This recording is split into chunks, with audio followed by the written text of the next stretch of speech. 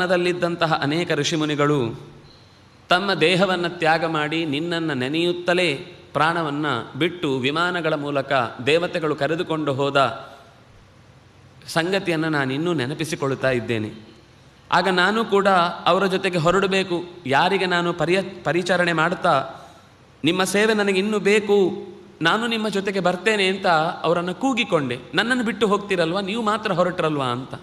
ಆಗ ಅವರು ನನಗೆ ಹೇಳಿದ ಮಾತು, ತೈಶ್ಚಾಹ ಮುಕ್ತ ಧರ್ಮಜ್ಞೀ, ಅತ್ಯಂತ ಧರ್ಮದ ಸೂಕ್ಷ್ಮಗಳನ್ನು ಬಲ್ಲಂತಹ ಮತಂಗ ಋಷಿಗಳೇ ಮೊದಲಾದ ಹಿರಿಯರೆಲ್ಲರೂ ಸೇರಿ ನನಗಾಗಿ ಹೇಳಿದ ಮಾತು, ಮಹಾಭಾಗೈ, ದೊಡ್ಡ ಭಾಗ್ಯವಂತರು ಮಹರ್ಷಭಿ ಆಗಮಿಷ್ಯತಿ ತೇ ರಾಮ, ನೀನು ಎಷ್ಟು ದಿವಸದಿಂದ ಕಾಯ್ತಾ ಇರುವಂತಹ ರಾಮಚಂದ್ರ ಇಲ್ಲಿಗೇ ಬರುವವನಿದ್ದಾನೆ. ಸುಪುಣ್ಯಂ ಇದಮಾಶ್ರಮಂ, ಆಗ ಈ ಆಶ್ರಮ ಇನ್ನಷ್ಟು ಪವಿತ್ರಗೊಳ್ಳುತ್ತೆ. ನೀನು ಅವನು ಬಂದಾಗ ಅವನನ್ನು ಪರಿಚರಣೆ ಮಾಡಬೇಕು. ಅದು ನಿನ್ನ ಮುಂದಿನ ಗತಿಗೆ, ಸದ್ಗತಿಗೆ ಕಾರಣವಾಗುವಂಥದ್ದು.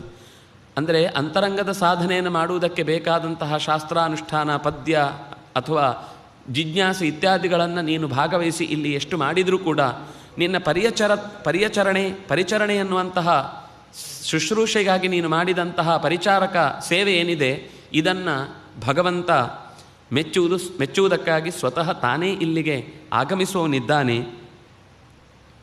ತಂಚ ದೃಷ್ಟ್ವಾ ವರಾನ್ ಲೋಕಾನ್ ಅಕ್ಷಯಾನ್ ಸ್ವಂ ಗಮಿಷ್ಯಸಿ ಸತೆ ಪ್ರತಿಗ್ರಹೀತವ್ಯ ಸೌಮಿತ್ರಿ ಸಹಿತೋತಿಥಿ.